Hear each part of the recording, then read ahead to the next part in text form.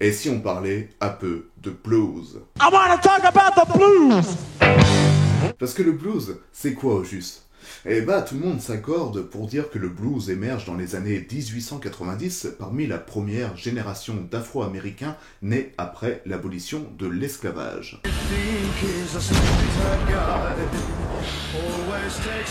Le blues s'insère dans une tradition orale qui s'est développée dans différents endroits du sud des États-Unis.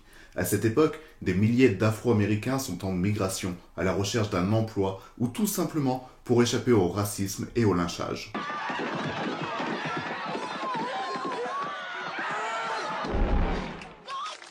Ainsi, les chanteurs de blues sont des travailleurs migrants allant de ville en ville au rythme des récoltes.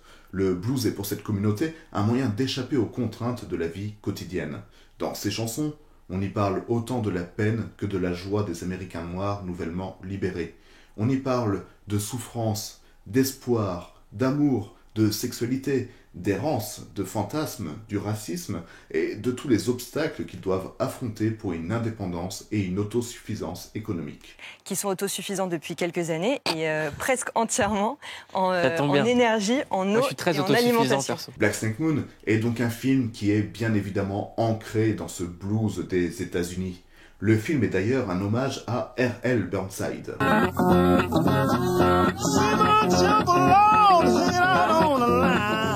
Ce gars, c'est un sacré bluesman à la voix puissante qui fut redécouvert dans les années 90 par le non moins génial Jon Spencer que je vous ai déjà balancé en intro de cette vidéo. Et si par ailleurs vous ne connaissez pas le Jon Spencer Blues Explosion, eh bien foncez les écouter.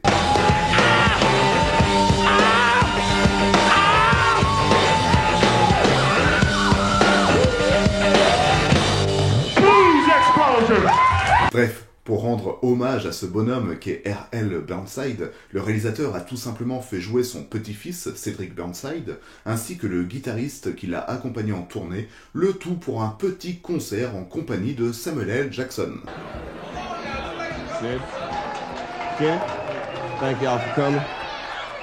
D'ailleurs, le saviez-vous, mais Samuel L. Jackson a appris la guitare uniquement pour ce rôle, et ce en compagnie de grands bluesman, si bien qu'il est devenu accro à cet instrument au point de se déplacer tout le temps avec sa guitare. C'est un peu la révélation, quoi.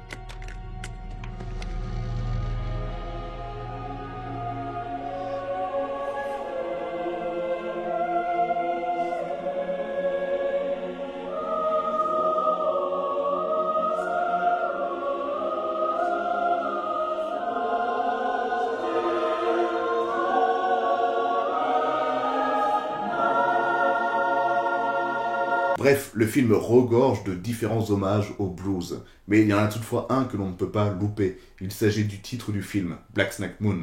Et en effet, à l'origine, c'est une chanson composée par Blind Lemon Jefferson, un musicien qui, comme les plus anglophones l'auront compris, était aveugle. Blind Lemon Jefferson chantait toujours à propos de choses qu'il ne voyait pas dans sa chambre, des choses qui pourraient lui faire du mal. Et Black Snake Moon, c'est une chanson qui représente toutes les peurs, toutes les angoisses des personnages prêts à exploser comme un orage. Better get this black snake soon.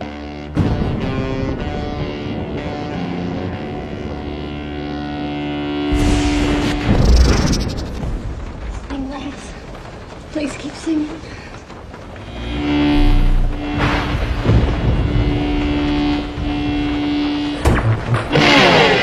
Black snake is evil. Black snake is all I see.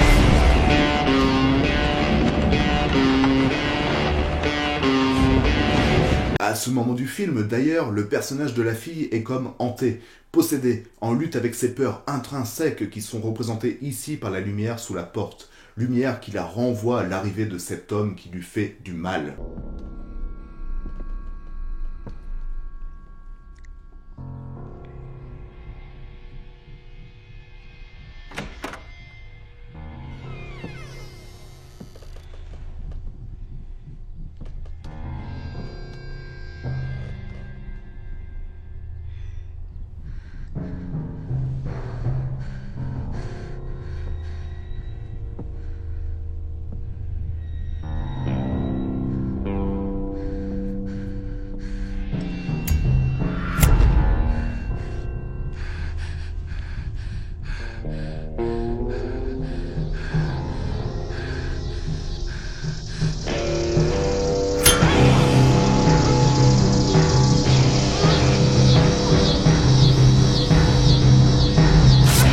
compris, c'était une évidence pour le réalisateur que ce soit le blues qui incarne les personnages.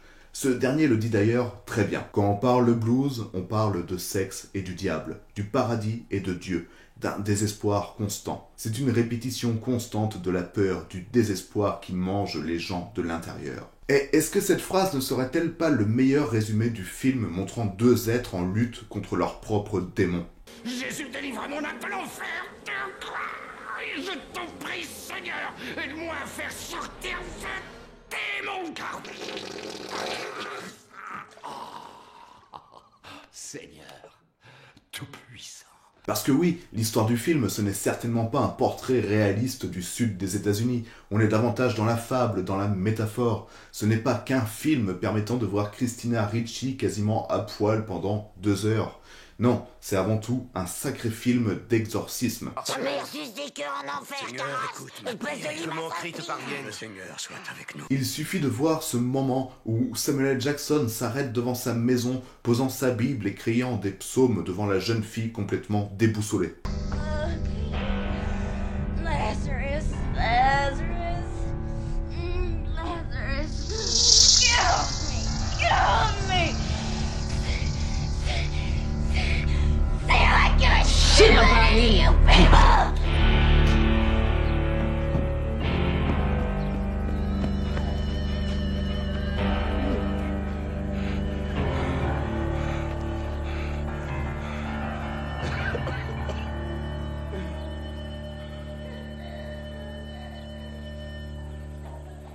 Il suffit de voir les interventions régulières du personnage du pasteur, symbolisant bien entendu la présence de Dieu, mais souvent, placé au-dessus de Dieu, il y a mieux, il y a le blues. Car au final, c'est la musique qui va guérir notre Christina Ricci nymphomane. Pour s'en convaincre, il suffit de regarder la scène du concert dans le bar. Là, alors que Samuel L. Jackson joue pleinement du blues, Christina Ricci se déhanche en slow motion.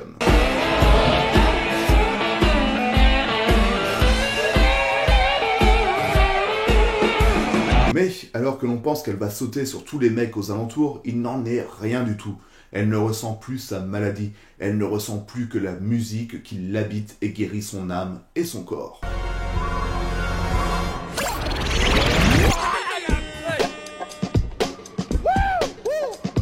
D'ailleurs, même s'il y a la présence de nombreuses notions judéo-chrétiennes dans ce film, je ne trouve pas que l'on puisse le qualifier pour autant de béni, oui oui, ou quoi que ce soit dans ce style-là. En effet, pour moi, le film transcende la notion de bien et de mal. Il la dépasse allègrement et n'émet aucun jugement sur des choses que l'on aura pourtant tendance à condamner en tant que société, et surtout dans certains coins des États-Unis. Notre Créateur nous a dotés du droit à la vie. Et pourtant, des millions d'enfants perdent leur droit à la vie chaque année à cause de l'avortement. Bref, pour terminer, arrêtons-nous peut-être sur 2 éléments assez importants dans ce film. Le radiateur, mais surtout la chaîne. Le radiateur, auquel est attachée ici Christina Ricci,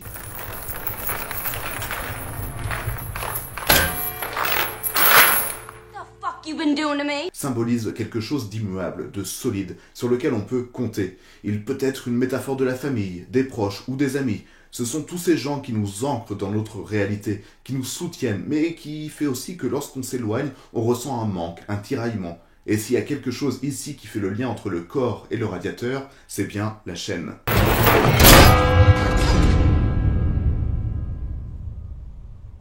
Au premier abord, et surtout quand on voit l'affiche du film, on se dit que cette chaîne est un symbole de soumission, de servitude et de captivité. Alors oui, cette chaîne reste fortement sexualisée.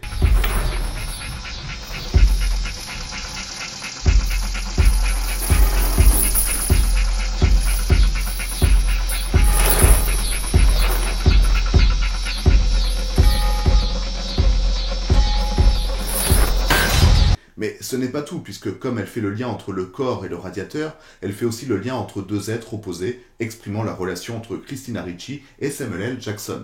Cette chaîne est aussi importante pour Samuel L. Jackson et va lui permettre de prendre le dessus sur une personne alors qu'il vient tout juste de perdre sa femme sans rien pouvoir y faire. En reprenant le dessus sur Christina Ricci, il reprend finalement le dessus sur lui-même. Et évidemment, cette chaîne est importante, si ce n'est même vitale pour Christina Ricci. C'est quasiment le seul élément qui lui permet de rester en vie, ou du moins de ne pas succomber à sa nymphomanie. Car cette chaîne est le seul lien qui lui reste pour espérer s'en sortir. Mais il ne faut pas oublier aussi que ce film est en fait l'histoire de deux jeunes qui cherchent à se lier quand ils doivent affronter le monde. Un monde qui est pour eux compliqué, plein de douleurs et de tentations. Quoi de plus normal que de retrouver alors, pour symboliser leur mariage et leur union, cette même image de la chaîne qui a hanté tout le film jusque-là. And now these three remain. Faith, hope, and love. But the greatest of these is love.